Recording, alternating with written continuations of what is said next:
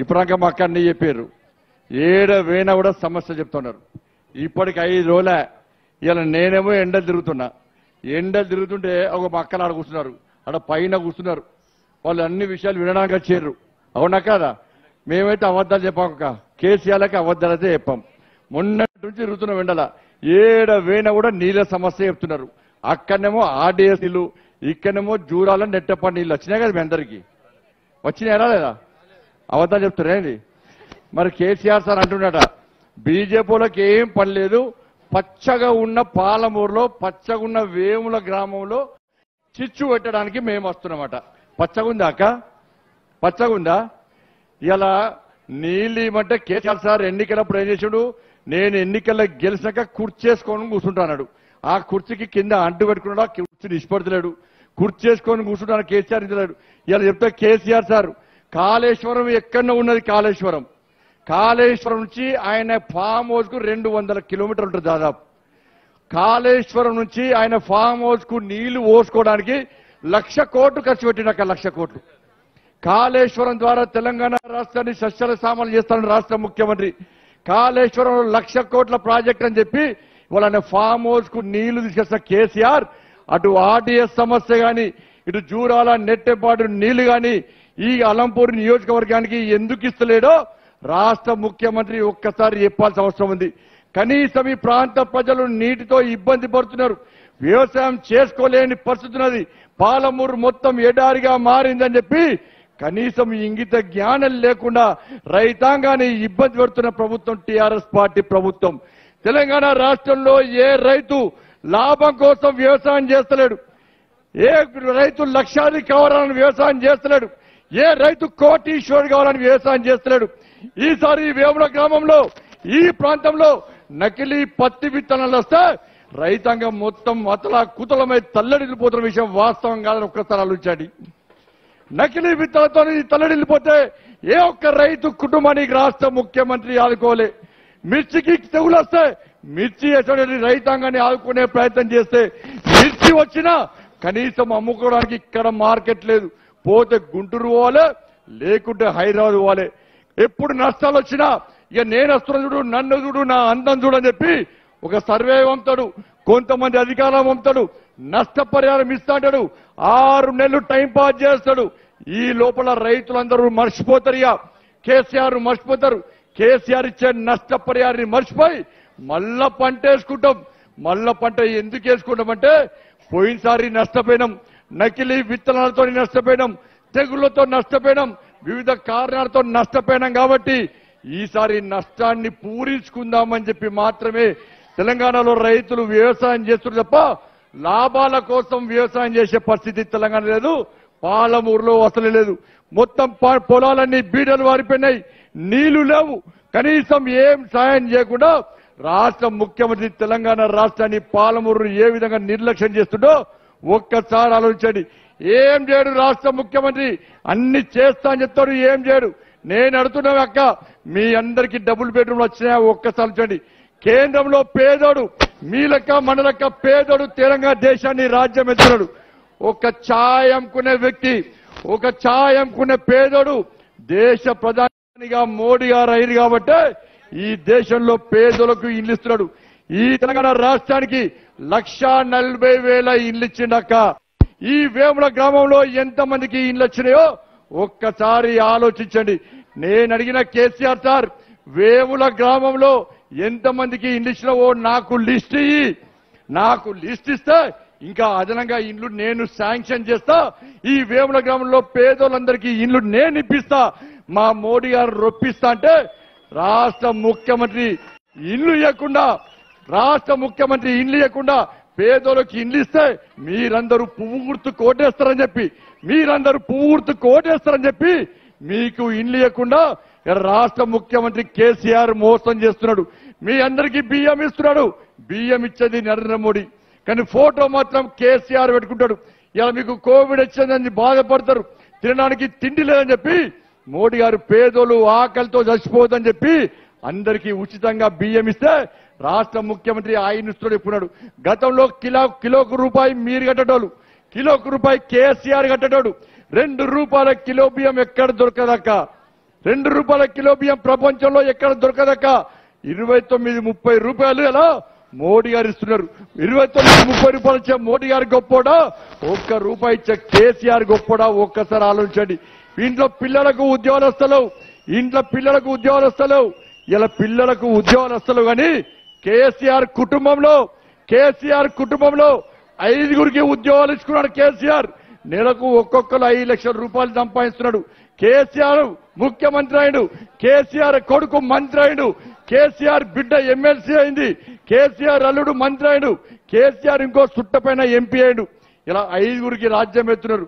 ఒక్క కుటుంబం కోసం అక్క తెలంగాణ రాష్ట్రాన్ని సాధించుకుని చెప్పన్నా, ఒక్క కుటుంబం కోసం అన్న తెలంగాణ రాష్ట్రాన్ని సాధించుకున్నది.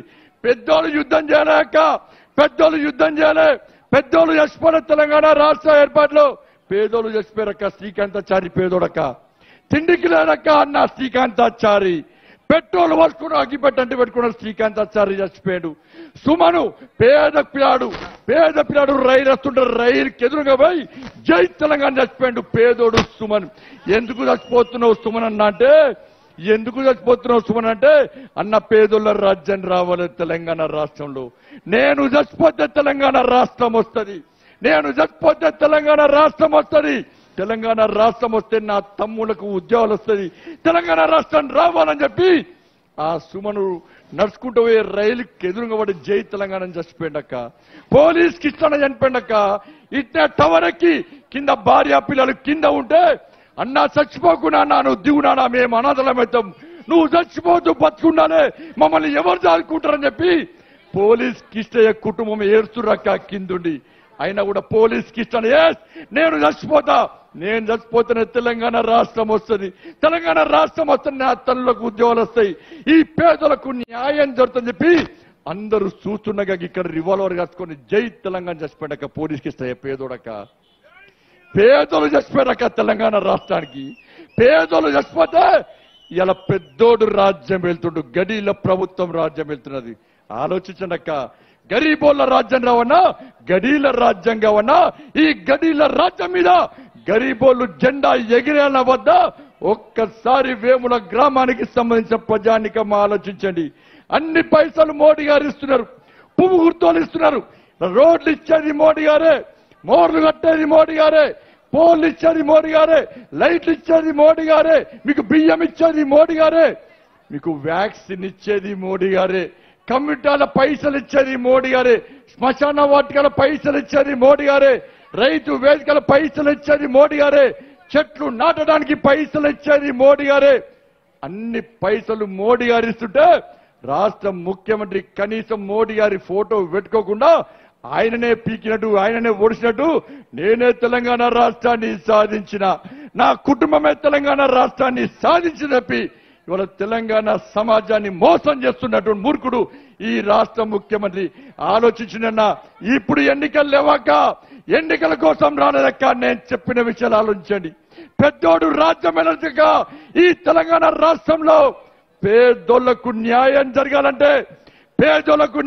జరగాలంటే ఈ తెలంగాణ రాష్ట్రంలో పేదల పార్టీ అయినా పువ్వు గుర్తు పార్టీ, కమలం పువ్వు పార్టీ, ఇలా మోడీ గారి ప్రభుత్వం ఈ తెలంగాణ రాష్ట్రంలో వస్తదప్ప మీకు న్యాయం జరగదక్క. ముఖ్యమంత్రి అంటుండట పేదోళ్ళు పైసలు ఇస్తే ఓట్లేస్తారని చెప్పి, పేదోళ్ళు పైసలు వడేస్తే ఓట్లేస్తారని చెప్పి ముఖ్యమంత్రి అంటుండట. ఇలా దుబ్బాక ఎన్నికల్లో కోట్ల రూపాయలు ఖర్చు పెట్టాడు కేసీఆర్. పేదోళ్లకు పైసలు ఇచ్చిండు, పేదోళ్ళు పైసలు తీసుకున్నారు. బిడ్డ కేసీఆర్, ఈ పైసలు మొత్తము నరేంద్ర మోడీ ఇచ్చే పైసలు మమ్మల్ని మోసం చేసి నువ్వు దాచుకుంటున్నావు.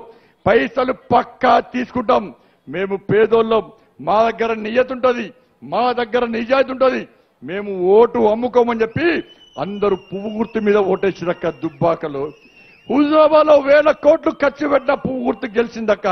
హైదరాబాద్ లో 1000 కోట్లు కేసీఆర్ ఖర్చు పెట్టినా కూడా పేదోళ్ళందరూ పువ్వు గుర్తు కోటేసారు. అందుకే 2 సంవత్సరాలు ఎన్నికలున్నాయి, ఇంకా 2 సంవత్సరాలు నేను చెప్పిన విషయాలు మీ ఇంట్లోకి పోయి ఆలోచించక. నేను అబద్ధం చెప్తలేను. ఈడ భారతీయ జనతా పార్టీ ప్రభుత్వం వస్తే ఆర్డీఎస్ నీళ్లు ఎట్లా రావో చూస్తాం, జూరాల నెట్టెపాడు నీళ్లు మీ ప్రాంతానికి ఎట్లా రావో చూస్తాం. నకిలీ పత్తి విత్తనాలు చిన్న కొడుకులను ఇలా లోపడేసి ఈ పంత మడదంపే బాధ్యతను ఇలా భారతీయ జనతా పార్టీ తీసుకున్నది.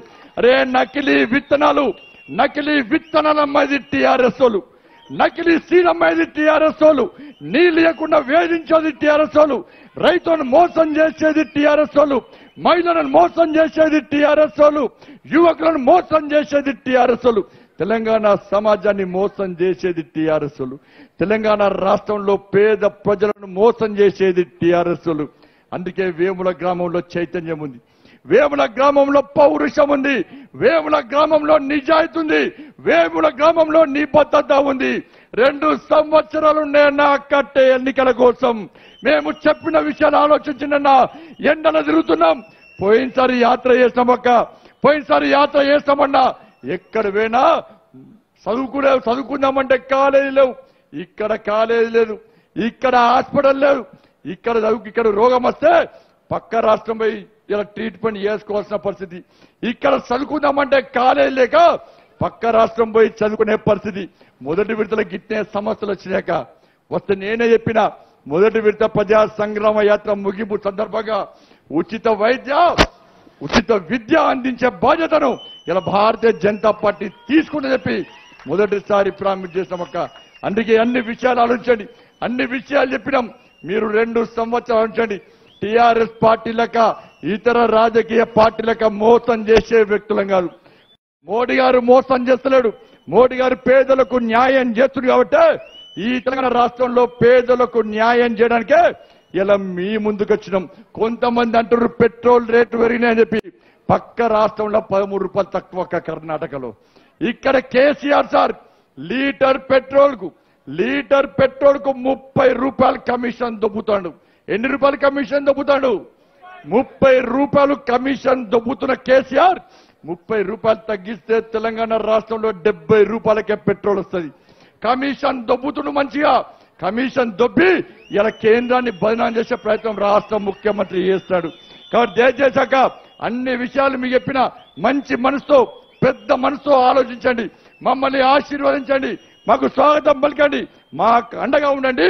ఈ తెలంగాణ రాష్ట్రంలో గడిల రాజ్యంపై గరీబుల రాజ్యం కొరకు భారతీయ జనతా పార్టీ చేస్తున్న ఈ ప్రజా సంగ్రామ యాత్రను పూర్తి స్థాయిలో విజయవంతం చేయాల్సిందిగా మీ అందరికీ విజ్ఞప్తి చేస్తూ, మండు టెండలో ఇంత పెద్ద ఎత్తున గ్రామస్తులు వేముల గ్రామస్తులు తల్లి రావడాన్ని మీ అందరికీ హృదయపూర్వక ధన్యవాదాలు తెలియజేస్తూ ముగిస్తున్నాను. భారత్ మాతాకి, భారత్ మాతాకి. హాయ్ ఫ్రెండ్స్, మా టుడే టుమారో యూట్యూబ్ ఛానల్ చూస్తున్నందుకు చాలా థ్యాంక్స్. మరిన్ని లేటెస్ట్ వీడియోస్ కోసం వెంటనే సబ్స్క్రైబ్ చేయండి. అలాగే ఈ బెల్ ని కూడా రింగ్ చేసేయండి. మా నోటిఫికేషన్స్ అన్ని మీ మొబైల్లో వస్తాయి. అలాగే మా వీడియోస్ మీకు నచ్చితే లైక్ చేయండి, షేర్ చేయండి, నచ్చకపోతే కామెంట్ చేయండి.